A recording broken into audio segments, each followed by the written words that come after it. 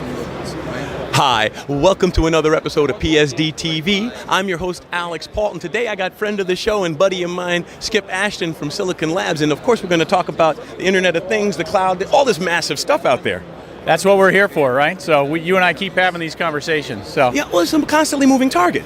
Absolutely, and this show is a great one because everybody's here, everybody's launching a new product. It's a really embedded show as opposed to you and I last chatted at CES, which is really kind of a product show. This is really the engineers and the embedded devices. So it's a great place to really talk about this stuff. Exactly, and the beautiful part about it is that you're really at the cutting edge of the development cycle right now here. These are engineers who are literally walking in off the street with an idea, and they don't even know how to manifest it yet. That's right, that's right. And so we had our Zigbee meetings last week in Austin. We got a great talk from David Rose at MIT, and his topic is enchanted devices.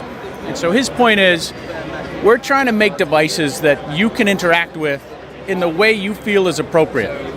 And you need to feel good about that device. It makes you feel good. So what does that mean, really, right? That, you know, like an animated cabinet from Beauty and the Beast or something. Yeah, and it's, you know, when he gives a talk, he's much better at it than I am. But his point is, as consumers now, we're getting used to being able to talk to our device. So I want to set up a light.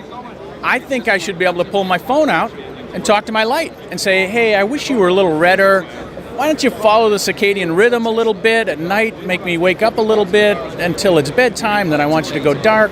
I want my ceiling fan to go on when it gets a little warm in the room before my air conditioner, and it should do all these things naturally with me to give it some hints. But if I have to program all that stuff in, that's hard, right? That's a good point. But if I can set the light level in my room and say, I really like it at this level, and that means you might need to close the blinds if it's too sunny out, or you might bring the light level up if it's a little dark out, and I want my room, my devices to take care of that magically, right? Only it's not magic, it's, wait, we gotta think about these use cases so that the consumers really take to the devices. And this has always been one of the fun bits of the home, is there is no killer app.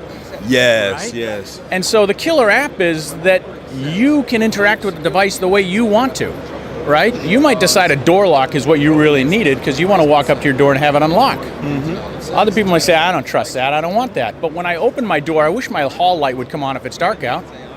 Why do I have to turn the hall light on every time? I can't make it all the way over to that switch, it's on the other side of the room. And so this kind of interaction with your devices needs to become natural, right? And so the way we really see that now, and what we launched here is our larger multi-protocol chip, because these different interactions often require different protocols and different physical layers. So this, my phone is going to talk to the device, is a Bluetooth interaction, quite naturally, because I've got Bluetooth in all our phones. And so my device switches over to Bluetooth when you're nearby and you want to interact with it. But its larger operation on the mesh or going off to the cloud, maybe on Zigbee or Thread. You don't care what protocol it's running. You want to see this magical interaction with your enchanted device. When I'm out of my home, I want to be able to talk to it. When I'm in my home, I want to be able to talk to it. If it's a different protocol, who cares? That's a very good point. Now, Skip, when I think about it, though, one of the problems that I've always encountered, you know, in the years of covering both the consumer and the development side, is a lot of times functionalities will be created that nobody has any real use for, but they go like, oh, look at this functionality we've created. Yeah, and this is the fun of the multi-protocol, right? Is what's happening as we open this up is the use cases are exploding, okay? So, you know, would you like your light bulbs to know you're in the room? Well, there's a lot of use cases, right? Retail likes that. They'd really like to track you. Why were you staring at that box of Cheerios so long, right? They want to know where you want a discount coupon? That's right. But in the home, right, would you like, you know, your rooms to react to you being in them or react to you not being in them and save you energy and things like that? And so there's a lot of great use cases where if I can beacon and get location to your phone, if I've got occupancy sensors, and this is where it really becomes this, I can do these things, but how do I make it interact in a way that doesn't require an IT expert to come into my home every day and reconfigure my devices, right? And we say this, but we're used to, right? We're used to having to interact with our devices, right? We have an IT support person in our home, right? My current saga is my printer seems to need to get rebooted every time you need to print something, right? It's not connected. Right. That's a great workaround. I can tell my children that and they can do that. But, you know, it doesn't actually make sense that I reboot my printer every time I need to print something. And if that was my thermostat, that'd kind of be a big problem, right? It would be a big problem. So we can live with it with the printer because we don't print much anymore, right? But you can't live with that with your everyday devices. And so this level of operation and interaction that we as consumers expect in the home or in the business, that level of interaction with devices really has to be there and be present and be natural, right? That natural interaction with them. And that's why I really like David Rose's term enchanted devices, because that's actually what we think. When we walk through our office in Boston, when I come in the morning, the lights come on in front of me. You know, no, it's not magic, but it's very nice that they come Arthur on. C. Clarke magic. That's right. You know, and so that kind of interaction we're used to now, and we think that's a great idea in my office. Now, if I walk into my bedroom at night because I got off some flight and the lights automatically turned on, my wife probably wouldn't be so happy with that because she's asleep. Right. So it's very context aware now. Should the lights turn on when I walk in or shouldn't they? In my office, it's okay. But in my bedroom, it's not.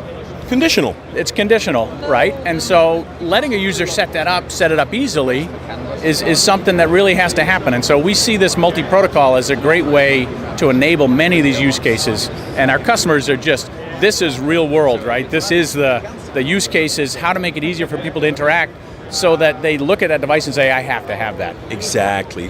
Now, you would mention a new product.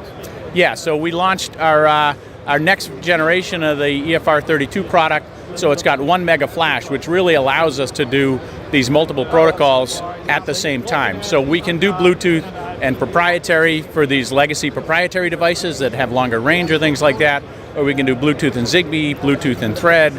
We can do proprietary and Zigbee and things like that. And so what we really see is those 4 kind of low power protocols, right? Proprietary, sub-gigahertz stuff, Bluetooth, Zigbee, and Thread. Our customers want all of those in some combination, maybe on the same device, maybe across their product families. And so by putting it all in one device, it's the same development environment, the same tools, the same MCU, scalable, that sort of thing. And so they see that and say, I can do all of my product development on these families, and I don't have to think about it anymore. So they really like that. Very nice. And I know everyone knows the website, but go ahead and give it to us again for the crowd. www.scilabs.com. Well, hey, Skip, it's always fun chatting with you, and I'm really glad to talk to you again and catch you at the next show. Absolutely. Great to see you, Alex. And I'd like to thank everybody out there for taking the time to be with us. We wouldn't be here without you. Tell your friends. This is Alex Pault for Power Systems Design. Have a great day.